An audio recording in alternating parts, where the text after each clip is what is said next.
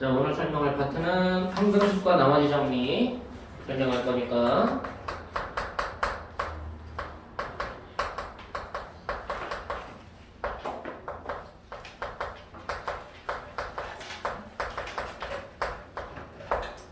자, 일단 여러분들이 이 항등식이라는 것을 다시 한번 내용을 상기 한번 시켜봅시다.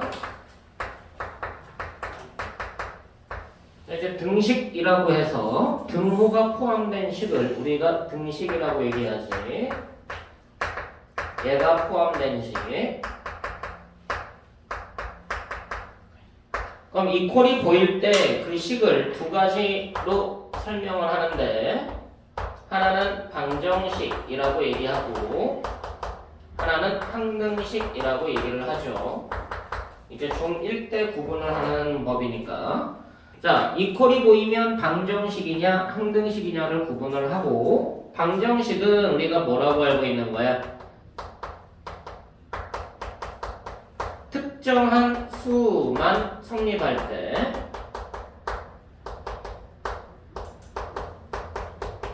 우리가 그 식을 방정식이라고 얘기를 했었고, 이 특정 수를 우리가 방정식의 해다라고 얘기를 했었어. 이 방정식을 푸는 방식 자체가 접근 방식이 두 가지인데, 하나는 푼다라는 개념이 있어. 그래서 방정식의 풀이 1차 방정식을 푸는 방법, 2차 방정식을 푸는 방법, 형태별로 접근하는 방식이야. 근데 방정식이라는 것은 나중에 보면 그래프를 그려서 푸는 게 아니라 해를 봐서 결정하는 개념이 있습니다. 본다라는 개념은 이제 그래프에서 교점을 분석하겠다라는 말로 이해를 해야 돼. 그래프를 그려서 교점이 생기는지 안 생기는지, 교점이 어디서 생기는지 그거를 확인하는 게 본다라는 개념이고, 이제 푼다라는 개념은 식의 형태별로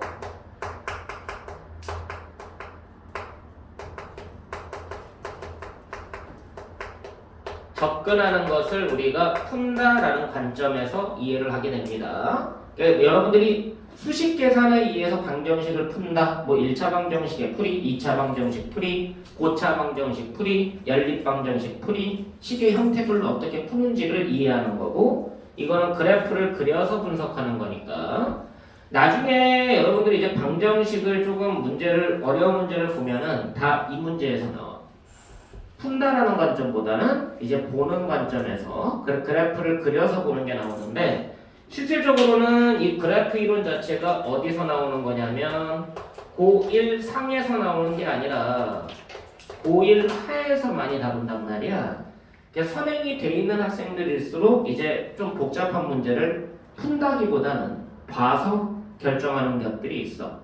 그래프 그리는 연습이 좀 돼 있어야지 이 본다는 관점이 해석이 된다는 거 기억을 하시고, 이거는 문제 풀면서 실전 개념에서 좀 설명을 해줄게. 자, 지금은 항등식이니까 얘가 뭐였는지, 등식을 봤을 때 방정식인지 항등식인지를 구분해야 되는데, 항등식은 뭐야?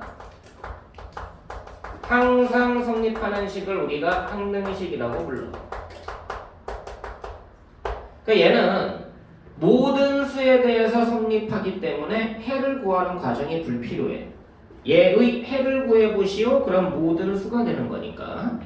그러니까 여러분들이 이 항등식은 왜 주어지느냐? 항상 성립하기 위해서 어떠한 조건들을 이용할 수 있는지,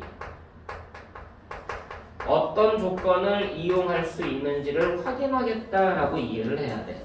항등식은 항등식이 되기 위한 조건을 분석한다라고 생각하면 돼요. 항등식이 되기 위한 조건을 분석한다. 항상 성립하려면 뭐가 돼야 되느냐라는 질문인데, 이제 일반적으로는 이제 교과 과정에서 항등식을 구분할 때는 이런 말을 써요. 모든 실수 x에 대하여 성립 이라는 문장이 보여. 그럼 이럴 때는 x에 대한 항등식이고 x가 어떤 수든지 관계없이 성립한다는 얘기야. 이걸 보고 이제 우리가 x에 대한 항등식이다 라고 얘기를 해요.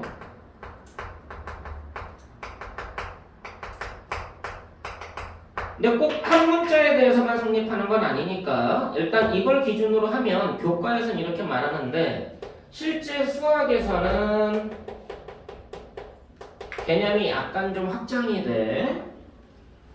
모든 수에 대하여 성립한다라는 말이 보이면 실제로는 여러분들은 뭐라고 이해를 해야 되느냐? 모든 복소수 x에 대하여 성립한다라는 조건으로 의미를 확장해야 됩니다. 모든 실수에 대해서 성립한다고 나와 있지만 실제 개념은 모든 복소수까지 확장해서 성립한다라는 말로 이해를 하고 결국은 실수가 아니라 어느 수도 포함이 되는 거야. 허수 개념 포함해도 아무 문제가 안 생긴다는 얘기야. 근데 이거를 왜 실수 개념으로 한정 짓냐면 나중에 그래프로 확장하려면 허수는 그래프를 못 그려. 그래프에서는 허수를 나타낼 수가 없기 때문에 실수 개념으로만 한정을 짓는 것 뿐인데 대수적인 계산에서는 허수까지도 허용을 한다. 대수적 계산, 숫자로만, 식으로만 분석할 때는 허수까지도 허용을 한다. 특히 이 나머지 정리라는 단원 자체가 이 개념을 가장 많이 쓴다고 생각하면 돼. 그래서 요거까지 허수 개념까지 도입해도 되는구나 라고 이해를 하고 지나가는 게 좋아. 자, 그럼 항등식이 이제 항상 성립하는 식인데 조건을 이용할 거다. 그럼 항등식을 어떻게 분석하게 되느냐? 항등식이 보일 때 접근법이야. 해석하는 방식이죠. 자, 첫 번째 내용은 우리가 뭐라고 알고 있냐면 조건을 개수 비교를 이용하는 방법 해석 개수 비교법이라고 얘기를 해요. 항등식을 분석하는 방식은 개수를 비교하는 방식이 있다. 자, 모든 x에 대하여 다음이 성립한데 ax 더하기 b가 0. 모든 x에 대하여 ax 더하기 b가 cx 더하기 b. 모든 x에 대하여 ax 제곱 더하기 bx 더하기 c가 0. 모든 x에 대하여 ax 제곱 bx 더하기 c가 dx 제곱 ex 더하기 f하고 같다. 그럼 항상 0이 나오려면 x 값에 관계없이 0 되기 위해서는 1차 계수와 상수 계수가 모두 0이면 x에 전혀 영향받지 않게 0 만들 수가 있는 거지. 자, 이거는 뭐야? 1차끼리 같고 상수끼리 같다는 직관적인 설명이 가능해. A하고 C하고 같고 B하고 D하고 같으면 X에 영향받지 않고 항상 같은 식이 나온다는 얘기야. 이거는 뭐야? A가 0이고 B가 0이고 C가 0이면 X가 영향받지 않고 무조건 0 되게 할 수 있다는 거고, 얘는 A는 D하고 B는 E하고 C는 F하고 같다. 이걸 보고 우리가 개수비교법이라고 얘기하는 거예요. 그럼 식을 정리했을 때 같은 차수의 개수끼리는 똑같으면 될 거 아니냐 라는 직관적인 설명인 거지. 근데 이게 어떻게 보면 되게 간단한 내용 같지만 이 개수비교법을 통해서 기본적으로 항등식의 원리를 조건을 분석하자라는 건데, 결국은 뭐야? 이 개수비교법을 사용하기 위해서는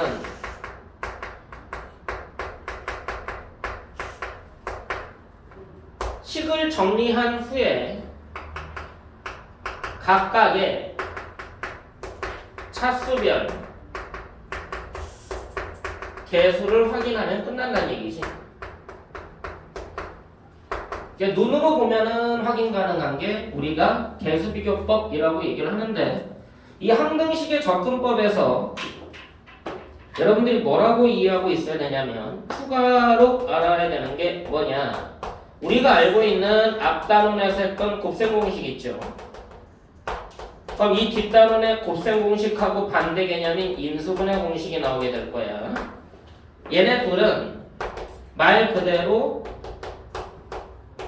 항등식이다라는 말로 이해를 하고 있어야 돼. 곱셈 공식은 항상 성립하고 임수분해 공식도 항상 성립하는 거니까 얘네들도 항등식에 들어간다라고 이해를 하고 있어야 되고, 이제 여러분들이 다항식의 나눗셈을 하게 될 건데, 다항식의 나눗셈은 초등식으로 표현하면 검산식으로 나타낼 수가 있죠. 검산식으로 표현이 가능하고요. 이 검산식 자체가 실제로는 항등식이다라는 말로 이해를 하고 있어야 돼. 그 다항식의 나눗셈을 항등식하고 연결시켜서 풀이하는 이유가 검산식 자체가 항등식이어서 그렇다라고 기억하고 있으면 되고요. 이 개수비교법이 그냥 1차원적으로 항등식을 접근하는 방식이다라고 기억하면 되는데, 이제 실전에서는 개수비교법만 사용하진 않지. 그래서 두 번째 조건 분석을 우리가 항등식의 접근법 해서 수치대입법이라는 표현을 씁니다.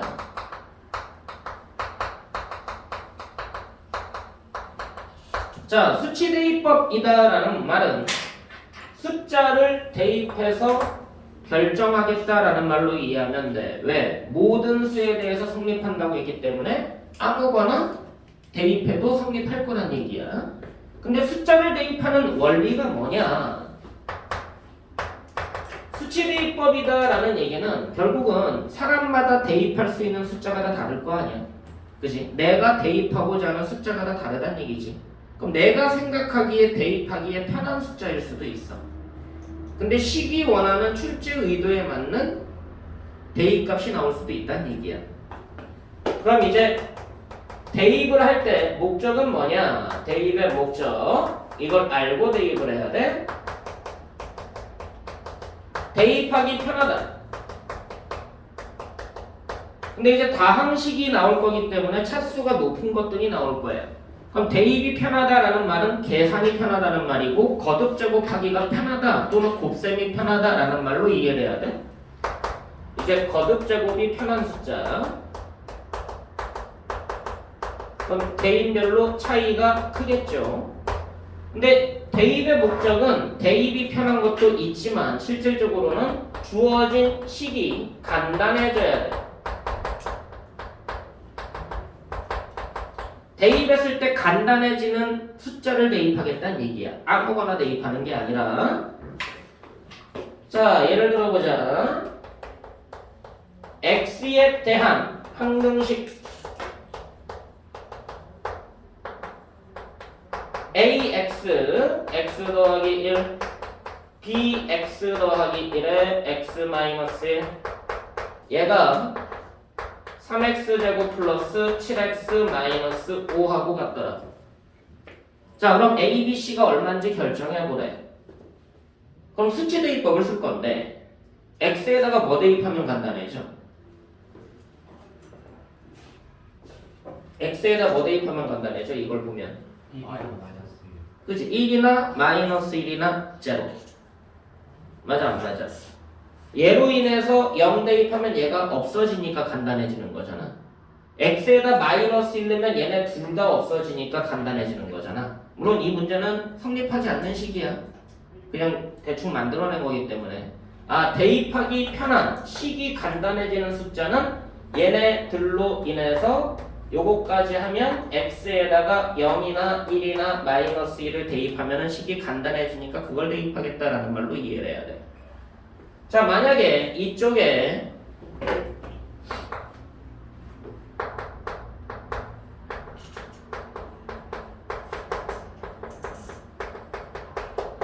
이렇게 써 있어. 그 오른쪽 식을 보면 여기에다가는 뭐 대입하면 간단해지니? 1 대입하면 얘네들이 날아가니까 간단해지지. 그럼 거듭 제곱하기 편한 숫자를 생각해보면 이 괄호 안에가 2여도 괄호 안에가 1이어도 거듭 제곱이 편하잖아. 그럼 x에다가 2 대입해도 된다는 얘기야. 근데 거듭 제곱하기 편한 숫자에 보면은 마이너스 1도 거듭 제곱이 편하죠. 그럼 x에다가 뭐 대입해도 간단해진다는 얘기야? 0 대입해도 간단해진다는 얘기야. 만약에 내가 2의 거듭 제곱을 빠르게 알고 있어. 2의 10승까지는 웬만하면 많이 쓰니까 알고 있잖아. 맞아 안 맞아? 2의 거듭제곱이 관련되어 있는 숫자가 우리가 알고 있는 이진법에 해당돼서 컴퓨터가 관련 있는 거 맞죠? 그 여러분들이 사용하는 뭐 핸드폰이나 그런 것들의 용량, 그게 다 이진법에 의해서 만들어지는 거야. 1TB, 얘가 몇 기가인데? 알고 있나? 기본 상식이잖아. 1024GB. 2의 10승 기가바이트야. 2의 10승을 1024라고 얘기하는 거고. 그러니까 여러분들이 알고 있는 핸드폰 기종 보면 보통 뭐 512기가 아니면 256기가 128기가 그렇게 말하잖아. 맞아 안 맞아? 512기가 이게 2의 9승. 맞아 안 맞아? 256기가 이게 2의 8승. 128기가 2의 7승. 64기가 이게 2의 6승이란 말이야. 2의 거듭제곱으로 표현된 게 컴퓨터를 만들어내는 기본 바이트 단위이기 때문에 2의 거듭제곱이 가장 많이 써. 그럼 2의 거듭제곱은 내가 그나마 좀 많이 사용하는 거니까, 현실에서도 많이 사용하는 거니까 얘네들이 2가 되게 또는 마이너스 2가 되게 만들어도 식이 간단해진다, 계산하기 편해진다라는 말로 이해를 해야 돼. 그럼 수치 대입법은 단순하게 야 숫자 대입해도 성립하잖아, 그걸 목적으로 하는 게 아니라 뭘 원하는 거야? 내가 계산하기 편한 숫자와 간단해지는 식이 어떤 숫자를 대입하면 간단해질지 판단하고 접근하겠다는 얘기야. 이해됐어? 이제 교과 과정에서 말하는 항등식의 접근법은 두 가지라고 얘기를 해요. 왜냐면 내용을 정리할 수 있는 게 그 두 개밖에 없어서 그래. 개수 비교법과 수치 대입법을 이용해서 교과에서 설명을 하는데, 항등식이라는 것은 어떻게 해석하느냐에 따라서 내 마음대로 조작이 가능하다는 얘기야. 여러분들이 숫자 조작하는 것처럼 식을 조작한다라고 생각해야 돼. 자, 숫자 가지고 덧셈, 뺄셈, 곱셈, 나눗셈을 열심히 지금까지 연습을 했으니까 내 마음대로 조작이 가능해졌지. 구구단을 이용해서 곱하기든 더하기든 내 마음대로 숫자를 만들어낼 수 있잖아. 15라는 숫자를 만들어 보래. 그럼 5 더하기 5 더하기 5라고도 써도 되는 거고, 10 더하기 5라고 써도 되는 거고, 2 곱하기 5 더하기 5라고 써도 되는 거고, 3 곱하기 5라고 써도 되는 거고, 3 곱하기 6에서 3 빼도 되는 거고, 내 맘대로 조작이 가능하잖아. 왜? 그만큼 연습했으니까. 자, 항등식을 배우는 이유는 뭐야? 식 조작을 내 맘대로 하겠다는 얘기야. 내 맘대로 식을 조작하겠다. 근데 이게 만약에 중학교 때 처음, 중1 때 항등식이라는 걸 배웠는데 그때 조작하는 훈련을 하면 잘 안 돼요. 왜? 수에서 식으로 바뀌는 게 헷갈리니까. 근데 고등학교 때쯤이면 이제 문자가 식을 나타낸다라는 거를 중학교 때 인지하고 왔으니까 내 맘대로 조작하는 훈련을 하는 거야. 이해됐어? 내 맘대로 조작하는 훈련이다. 자, 한번 볼까?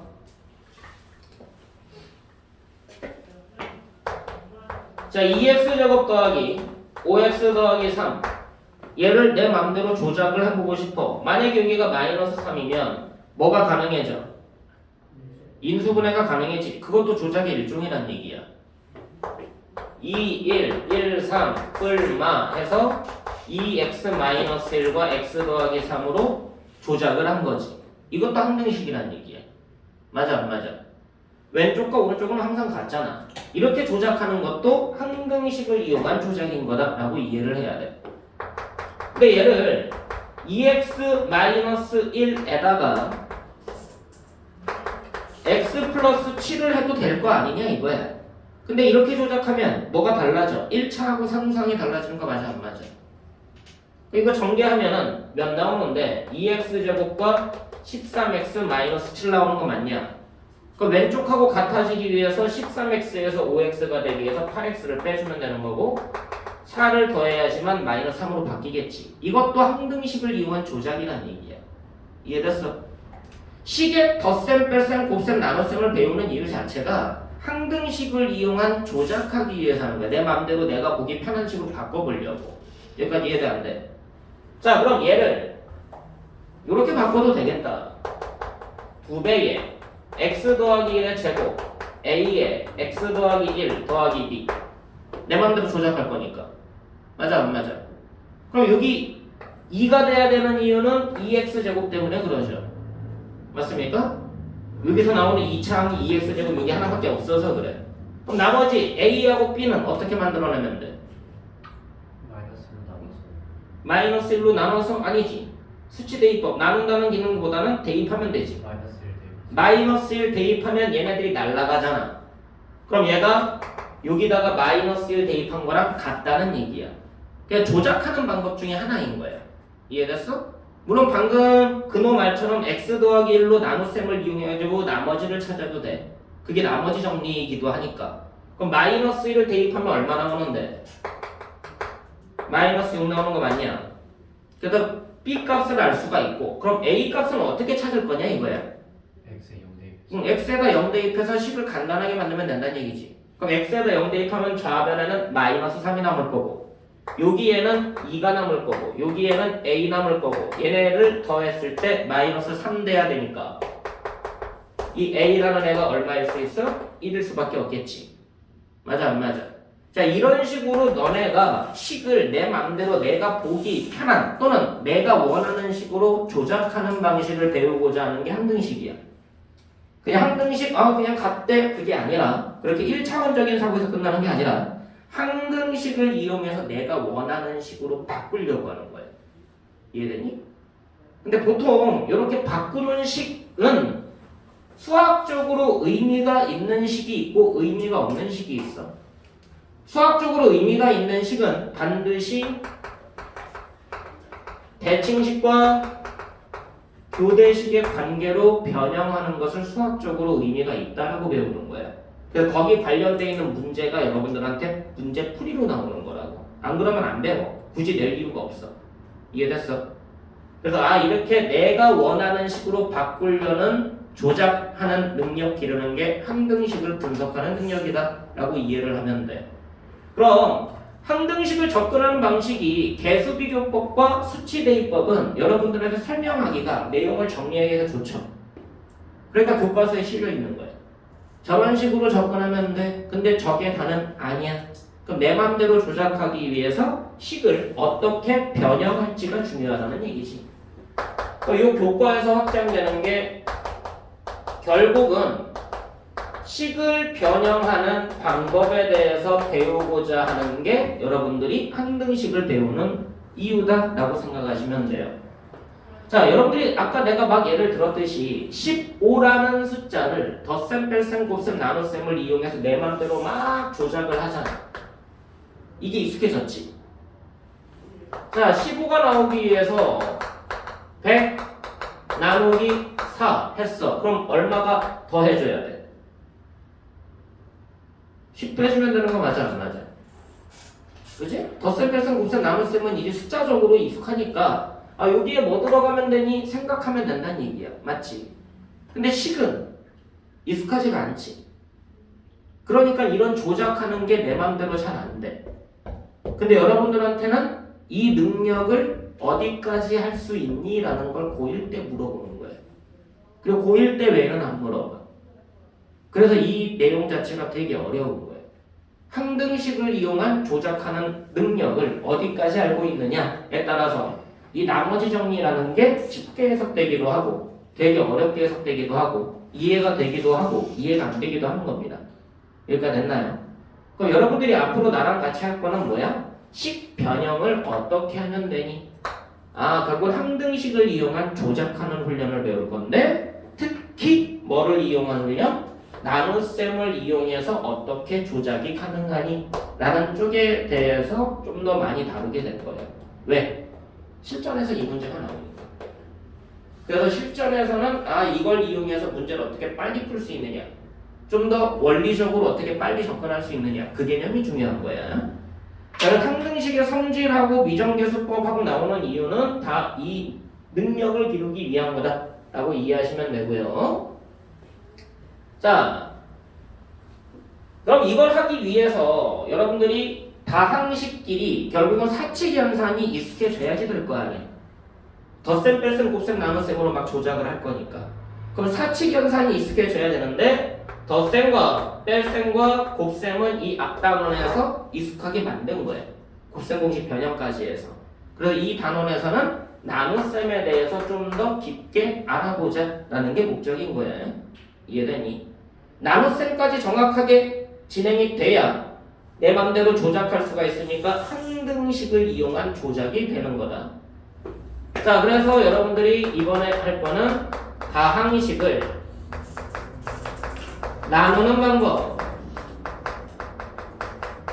대한 얘기를 진행하게 되는데, 식 조작하기 위해서 배운다라고 생각을 해야 돼. 단순하게 그냥 1차원적으로 이해하려고 하지 말고. 자, 다항식의 이 나눗셈에서 나눗셈의 목적은 뭐냐? 첫 번째 목적은 요거죠. 목과 나머지를 알고자 하는 거예요. 식의 나눗셈에서 목과 나머지를 구할 수 있니? 라는 게 첫 번째 1차원적인 목표다. 두 번째 목표는 뭐가 되는 거냐면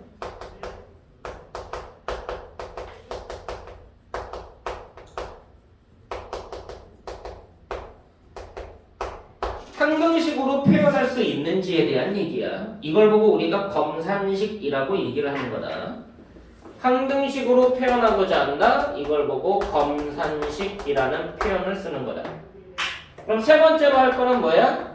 얘가 항등식이니까 얘를 이용해서 내 마음대로 주어진 식을 내 마음대로 조작하고 싶은 게 최종 목적이다 라고 이해를 해야 돼.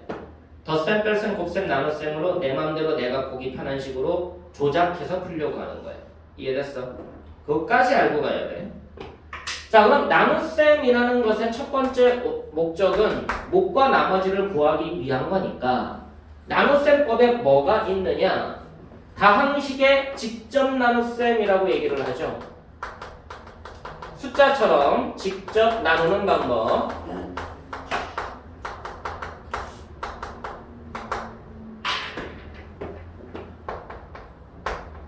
(100을) 23으로 나눴을 때 몫이 얼마야? 4지. 92가 되고 나머지가 8이라고 얘기를 하잖아. 이렇게 숫자에서도 이렇게 나누는 방법을 직접 나누는 방법이라고 얘기하지. 근데 식에서도 이 방식이 있는데 이 방식의 정식 명칭은 이렇게 부릅니다. 장제법이라는 표현을 써요. 이 제자라는 말뜻은 나눗셈 한다라는 뜻이야. 나눌 제자니까 길게 나눗셈하는 방법이다 해가지고 장제법이라는 정식 명칭이 있어. 잘 안 쓰지만. 자, 근데 식끼리 나눌 때는 우리가 직접 나눌 때 뭐를 이용을 해?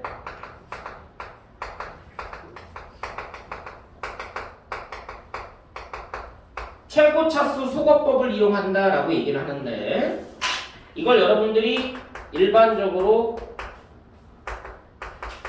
세로 과정을 통해서 계산하는 거니까 세로 연산법이라고 표현을 해요. 자, 알고 있는 거니까 한번 쭉 해보자. 자, 2x 4제곱 마이너스 3x 제곱 플러스 5x 마이너스 7. 자, 얘를 x제곱 마이너스 3으로 나눌 거예요. 그러면 최고차항이 2x 4제곱이니까 여기에다가 2x 4제곱을 똑같게 만들기 위해서 뭘 곱해주면 되느냐라는 질문인 거지. 얼마 곱하면 돼? 2x제곱. 그럼 얘랑 얘랑 곱하면 2x 4제곱과 마이너스 6x제곱이 나오죠. 그럼 위에서 아래를 어떻게 해주게 돼 있어? 기울은 안 쓰지만 빼게 돼 있지. 그냥 뺄셈을 생략하고 쓰는 것뿐이다. 이것 때문에 헷갈려서 조금 틀리기도 해. 그럼 얘네들은 없어지고요. 빼니까 3x제곱에 더하기 5x 마이너스 7이 되네요. 자, 이제 2차로 나눌 건데 아직 2차가 살아있으니까 3x제곱을 맞춰주려면 얼마 곱하면 돼? 플러스 3 곱하면 3x제곱이 똑같이 나오는 거지. 그래서 최고차수 소거법이라고 얘기하는 거예요. 그럼 얘 빼주면은 소거되고 뭐 남는 거야? 5x 더하기 2가 남는 거네요. 그럼 이제 1차가 남았으니까 2차로는 더 이상 나눌 수 없다. 왜? 최고차수가 소거가 안 되기 때문에. 맞아 안 맞아? 자, 그래서 이걸 보고 우리가 목이라고 얘기하고 이제 얘를 보고 나머지라고 얘기하는 게 직접 나눗셈법, 장제법이라고 부르는 세로 연산법입니다. 됐나요? 됐어? 괜찮니? 근데 이 내용은 실전에서는 잘 안 써. 어쩔 수 없이 쓰는 경우는 있는데 난 웬만하면 사용하지 말라고 그래.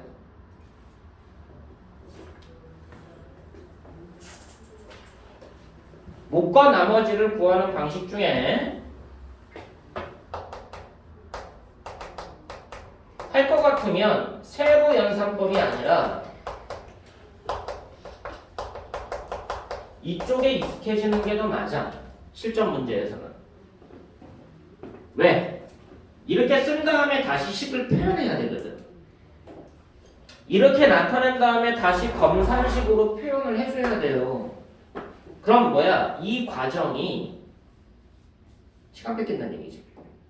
이거 쓰는 동안 시간이 날아간다는 얘기야. 이해됐어?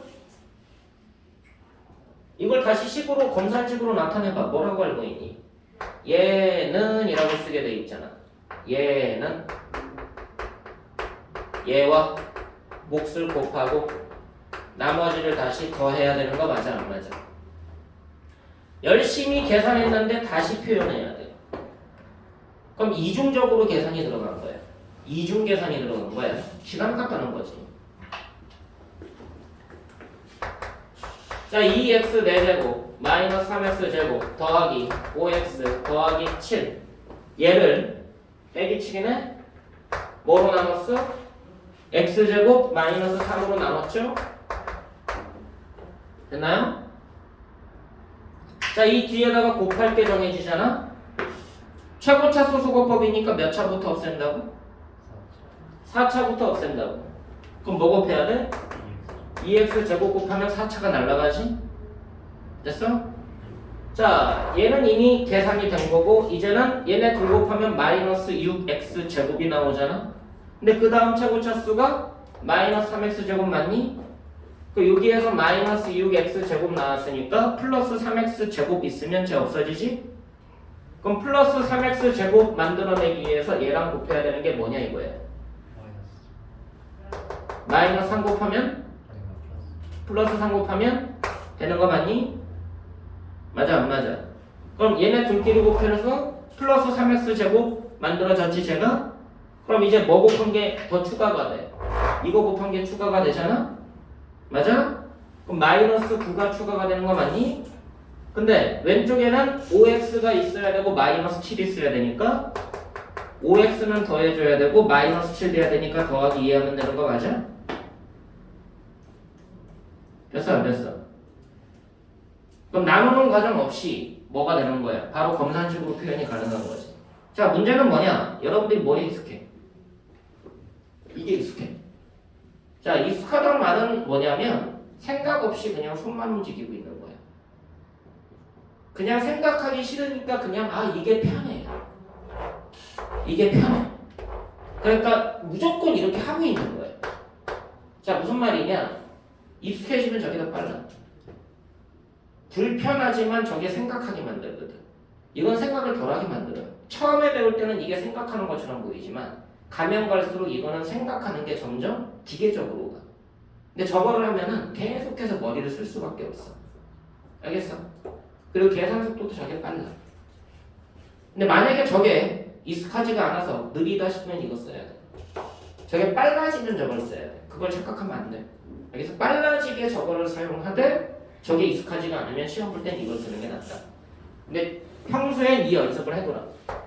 자, x세제곱 마이너스 5x제곱 더하기 4x 플러스 3 얘를 x제곱 더하기 x 마이너스 2로 나눌 거예요.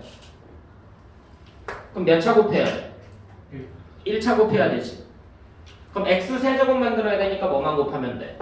x 곱하면 되죠. 자, x 곱했어. 그럼 x세제곱 나왔고요. x제곱이 추가가 됩니다.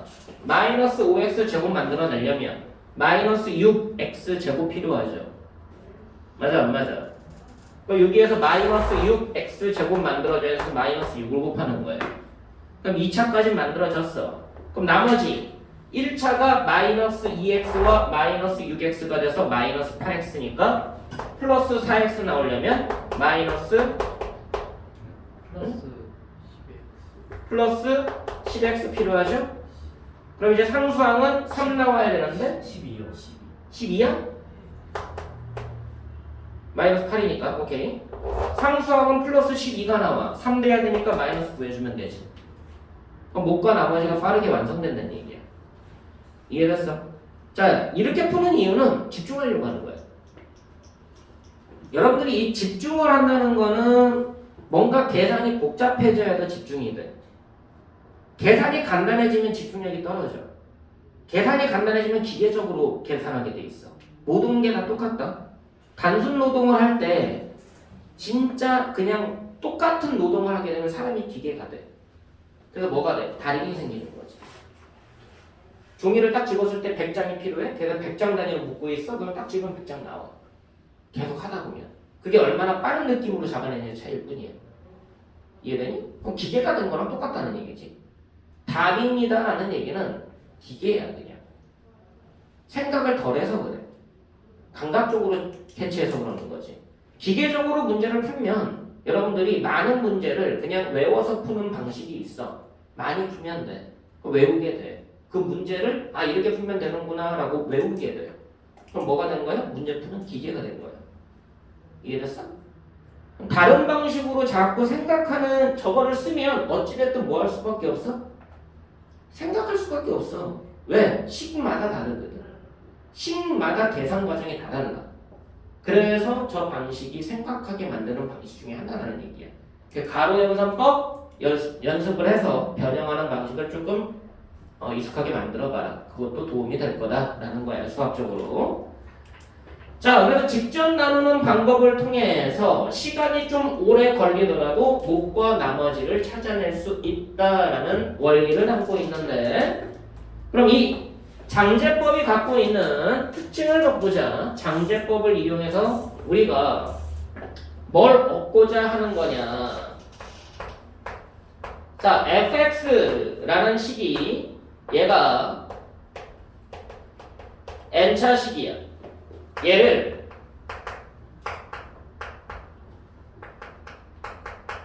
gx로 나눌 겁니다. 그랬더니 얘가 n차 식이에요. 그랬더니 몫이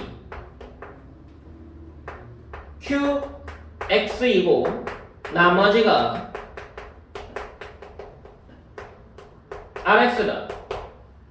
자, 그럼 여러분들이 이 식이 검산식으로 나타내면 얘하고 같은 식이 나올 건데 얘네들을 곱하고 얘를 더한 거랑 같은 게 나올 거란 얘기야. 맞지? 여기까지 됐어.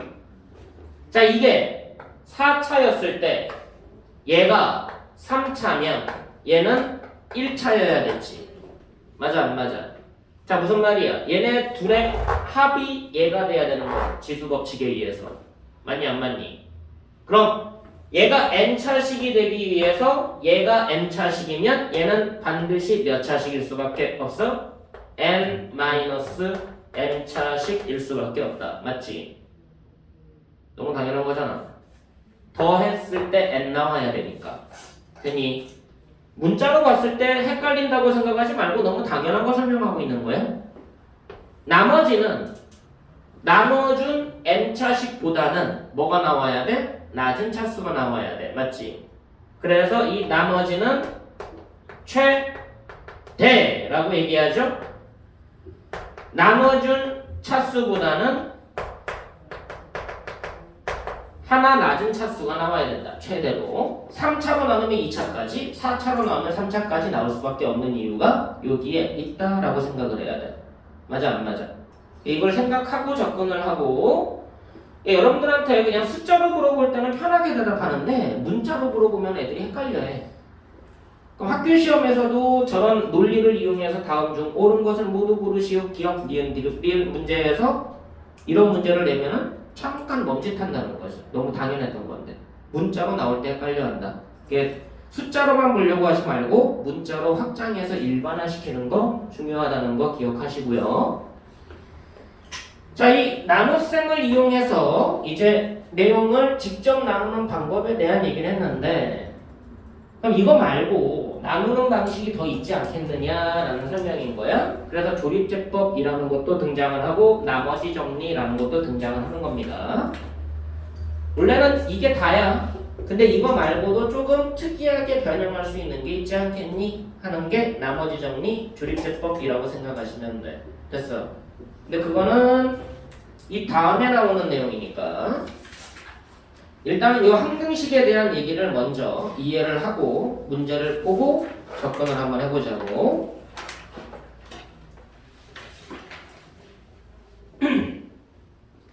자, 그럼 항등식이 보일 때 여러분들이 생각해야 되는 논리가 있는 거지. 어떨 때 항등식이라고 판단하는지.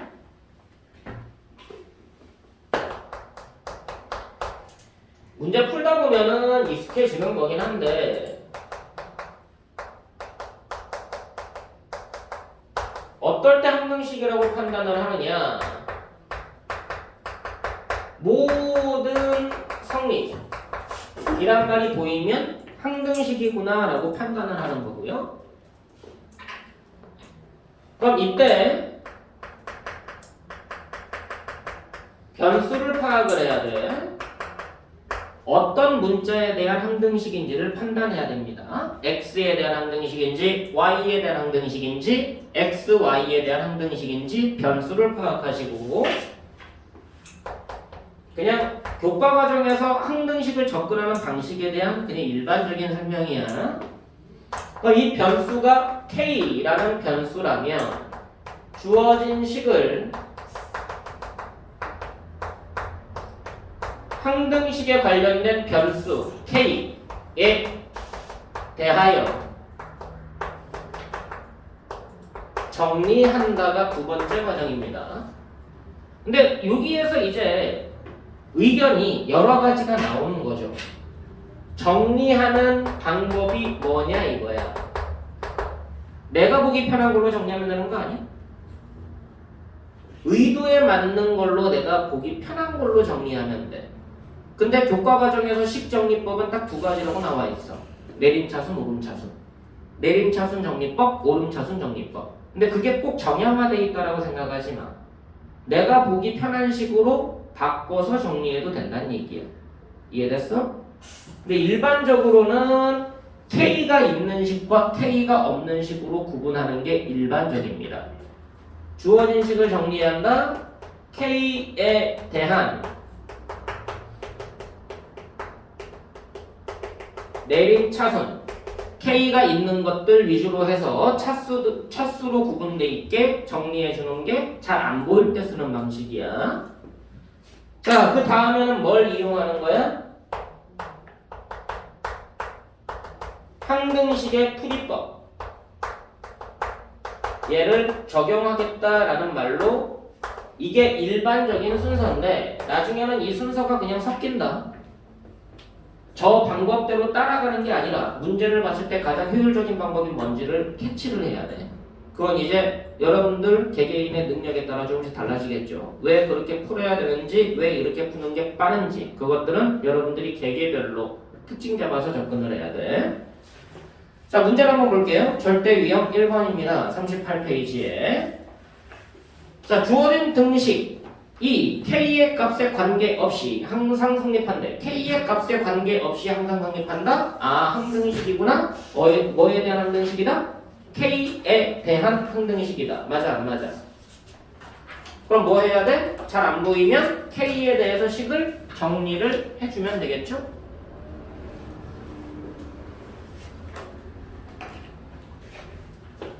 자, 주어진 문제가 뭐냐면 K-2의 A 2K 더하기 1의 B 4K 더하기 7 equal 0이라고 나와 있고 얘가 K에 대한 항등식이다 라고 되어 있습니다.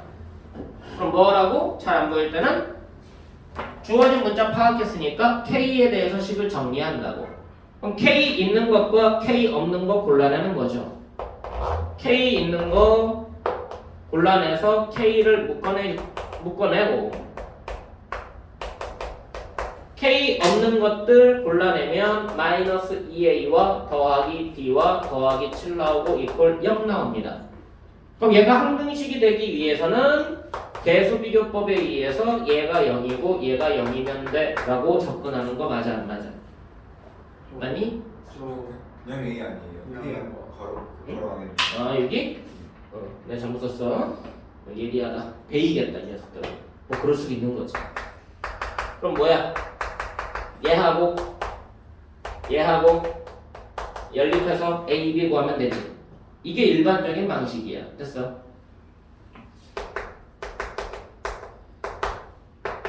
자, 뭘 쓴 거야? 계수비교법 쓴 거죠? 그럼 두 번째 방식은 어차피 내가 구할게 A하고 B 아니야? 그럼 K에다가 내 맘대로 숫자 대입해서 간단하게 만들 수 있는 숫자가 있지 않을까? 자, K에다가 뭐 대입하면 간단해져? 2. 얘 때문에 2 대입하면 식이 간단해지겠네? 자, K에다가 2 대입해봅시다. 그럼 얘는 날라가고요. 얼마 되니? 5B 14. 그럼 B 나오네? 15. 15. 이렇게 산수가 안 되물더라. 그럼 B가 바로 나오네? 미쳤나봐. 산수가 안 될 때가 있어. 자, 두 번째로 뭐 대입하면 돼? 마이너스 2. 마이너스 2분의 1 대입하면 이제 얘가 날라가잖아. 그럼 얼마 나오니? 마이너스 2분의 5A 그 다음 얼마야? 더하기 5 됐어? 그럼 A가 얼마 나와? 2. 이렇게 하고서 정리하고 구하고 연립해서 A하고 B 구할지 이걸 모르면 안 되죠. 일반적인 방식이니까 대소비교법을 쓰는 방법. 식에 따라서 수치 대입법도 쓸 수 있는지 이거 말고 복잡한 문제면 다른 방법도 쓸 수 있는지 어떻게든 식을 조작하겠다는 얘기야. 이해돼 안 돼? 단순하게 이 방식이 아직 몰라 그럴 땐 뭐 해야 돼? 이 방식을 먼저 익숙하게 만드는 게 첫 번째야. 저 방식이 첫 번째라고. 정리하고 계수비교법 써서 나머지 거 구하고 됐니? 근데 저 방식을 모르고 딴 걸 하면 안 돼. 저게 익숙해졌어. 저게 빨라졌어. 그러니까 뭐야? 항등식의 원리를 이용해서 다른 방식이 있는지를 생각해 보는 거야. 자, 근데 이것도 익숙해졌어. 그럼 이제 문제에 따라서는 이거 말고도 또 다른 이 식이 갖고 있는 얘가 갖고 있는 의미를 다른 방식으로 접근할 수 있으면 그것도 생각해 봐야 돼. 자, 선행되어 있는 사람들은 저 식을 봤을 때 뭐가 떠올라야 되냐면 두 직선의 위치 관계가 떠올라야 됩니다. 두 직선의 교점 지나는 직선까지 나와야 돼. 그게 기말고사 내용이야. A를 X로 보고 B를 Y로 보면 K 값에 관계없이 두 직선의 교점 지나는 직선이라는 내용으로 나오는 거예요. 그럼 여기에서 A하고 B를 구한 얘네들이 뭐가 되는 거야? 교점이 되는 거지. 그것까지 머릿속에서 연관을 시킬 수 있으면 더 땡큐. 알겠어? 이 안에 담고 있는 의미를 한 문제 안에 내가 갖고 있는 수학적인 개념을 얼마나 적용할지에 대한 얘기야. 알겠어? 그래야지 수학이 단편적이지가 않아. 안 그러면 내용이 계속 까먹어. 앞에서 했던 거는 오래돼서 까먹어. 뒤에서 선행했던 거는 그것도 배운 지 오래돼서 까먹어. 2학년 가면 1학년 거 까먹어. 배운 지 오래됐다고. 왜? 내용 연결이 안 되니까. 문제를 봤을 때 걔가 담고 있는 의미는 특정 문제에 따라 좀 다르긴 하겠지만 각 단원별로 연계되는 개념들이 있어. 그러니까 한 문제를 봤을 때 여러 가지 개념을 동시에 생각해 두는 게 중요해. 내가 배운 걸 다 접목할 수 있는지. 알겠어? 기계 되려는 거 아니야 너네들. 그거 오해하면 안 돼. 자, 그래서 절대 유형 2번으로 가보시면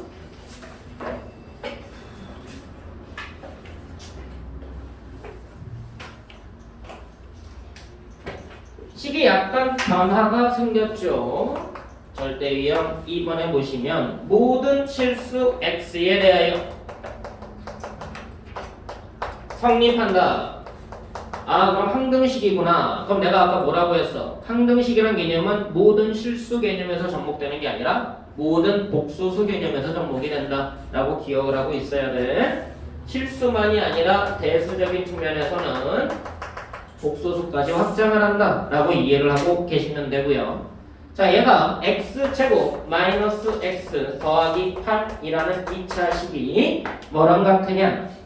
a의 x 빼기 1, x 빼기 2에다가 b의 x 빼기 2 더하기 c하고 같아. a, b, c의 각각 구하시오가 아니라 a, b, c의 합 구하시오라는 문제로 나왔네.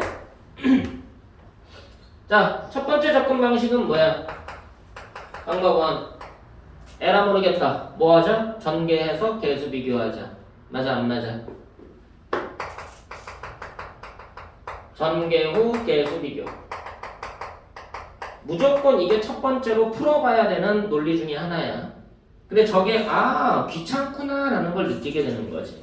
그러니까 또 다른 방법을 생각을 해보자는 거죠. 뭐 하는 게 빠르겠다는 얘기야? 개수 비교도 하고 수치 대입도 하겠다는 얘기야. 자, 오른쪽에서 2차 항 뭐밖에 안 나와? ax 제곱밖에 안 나오잖아. 그럼 그건 개수 비교하겠다는 얘기지. 그래서 a는 왼쪽에는 2차와 똑같아야 되니까 얼마? 1. 맞아? a는 1. 이건 개수 비교를 통해서 찾아낸 거고, 그럼 a에다가 1이라고 써줬어. 그럼 나머지는 x에다가 숫자 대입하는 게 더 편하지 않겠어? x에다가 2 대입하면 얘네 싹 날라가잖아? 그럼 c가 만들어지겠죠? 그럼 x에다가 2를 대입합니다. 그럼 좌변이 얼마가 나오느냐? 10 나오네요. 그럼 얘가 c. 자, x에다 또 뭐 대입하면 간단해지니? 1 대입하면 또 간단해지죠, 얘 때문에. 그럼 x에다가 1 대입하면 좌변은 8 나오고요. 우변은 마이너스 b와 더하기 c니까 10 나오고, 그래서 b가 2가 나온 걸 알 수가 있지. 이거는 이제 수치 대입법을 이용한 거예요. 개수 비교도 쓰고 수치 대입법도 쓰고. 자, 근데 이거를 뒷단원까지 연계시키면은 뭐가 떠올라야 돼?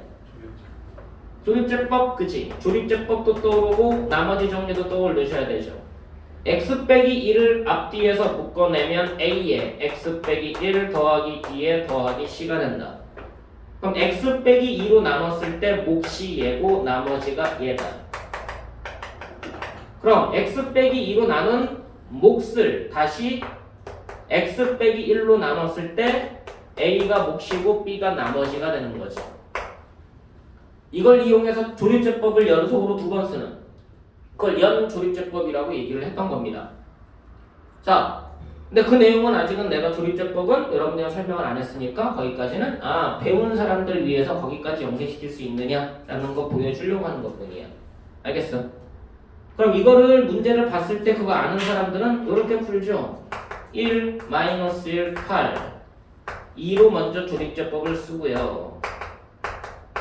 다시 또 1로 조립제법을 쓰고요. 그래서 얘가 A고 얘가 B고 얘가 C구나 라는 걸 알 수가 있다는 얘기야. 그럼 접근법마다 사람이 생각할 수 있는 게 많이 다르다는 얘기지. 난 조립제법 알아? 근데 연조립제법 몰라? 그럼 못 쓰는 거고. 난 연조립제법 알아? 그럼 그 원리도 알아? 그러면 당당하게 사용할 수 있는 거고. 근데 그거 그냥 뭐 굳이 이렇게까지 생각해야 되나? 그냥 개수 비교해도 되는 거고. 수치 대입해도 되는 거고. 단지 뭐야? 문제 한 문제를 봤을 때 그 안에 담겨있는 의미를 내가 배웠으니까 어디까지 연결시킬 수 있는지를 생각해보라는 얘기야. 자꾸 분석하고 생각하고 내가 알고 있는 거 적용해보고. 그게 수학을 안 놓치고 가는 방법이라고 생각하시면 돼.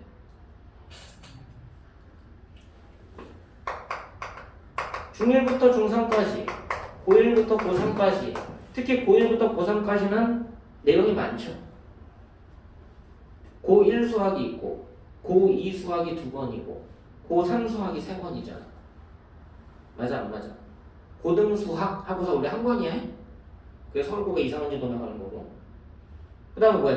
수1, 수2 고2 때 배우잖아. 고3 때 물론 이제 고2 때 선택 과목으로 해서 특강으로 들어가기도 하고 학교에서 선택 과목으로 들어가기도 하는데 뭐야? 확통, 미적, 기하. 맞니 안 맞니? 그럼 그 안에 소단원별로 체크를 하면 내용이 많겠지. 근데 잘 생각해봐. 내가 설명할 때 책 보면서 설명하나?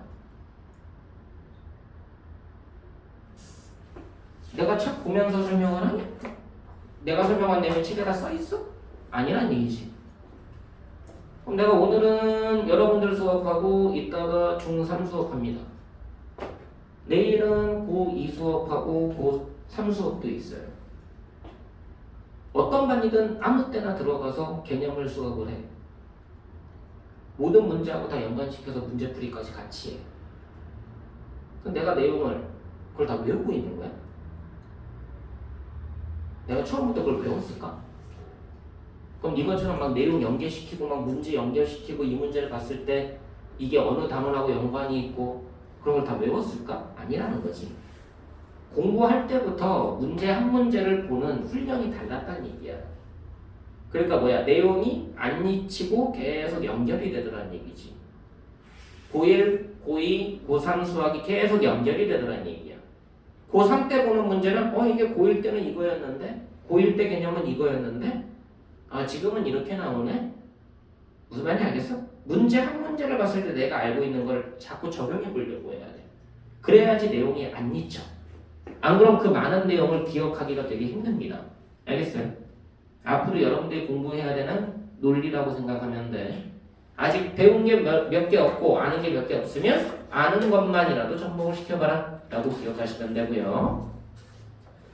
자, 유형 3번으로 가보자. 이제 유형 3번은 여러분들한테 수학적으로는 뭘 묻고 있는 거냐? 그냥 항등식이 아니라 얘 명칭은 이렇게 정해져 있어. 조건항등식이라는 표현을 씁니다. 이거는 뭐야? 조건이 필요 없는 항등식이야. 이건 무조건적인 항등식이야. 저거는 조건을 생각하지 않고 그냥 풀이만 하면 돼. 근데 조건항등식은 왜 필요한 거냐? 그건 수학적으로 여러분들한테 좀 더 설명을 나중에 해야 되겠지만 그건 솔직히 말하면 교과 과정에서 불필요한 거라서 굳이 설명 안 해. 자, x 더하기 y는 1을 만족한대. 그럼 이게 x에 따라서 y 값이 결정되는 거잖아. 또는 y에 따라서 x 값이 결정되는 거잖아. 맞니 안 맞니? 그럼 주어진 등식이 있는데 x, y에 대하여 자, 그 다음에 뭐라고 나와 있어? ax 제곱 더하기 xy 더하기 by 제곱 b제곱 y, by 제곱 그다음 뭐니? x, y, c. 자, 얘가 뭐에 대한 항등식이래? x와 y에 대한 항등식이래. 자, 조건항등식이 수학적으로는 여러분들은 조금 기하적으로 다른 얘기를 하고는 있지만 그게 교과 과정에서 그렇게 딱히 중요한 내용은 아니라서 조건항등식은 그냥 이렇게만 이해하면 돼. 이 방정식을 이용해서 문자를 줄여줍니다. 내가 보기 편한 문자를 한 문자로 통일시키면 돼. y에다가 뭐 대입하면 되는 거야? 1 빼기 x 대입하면 x에 대한 항등식으로 바뀌겠죠.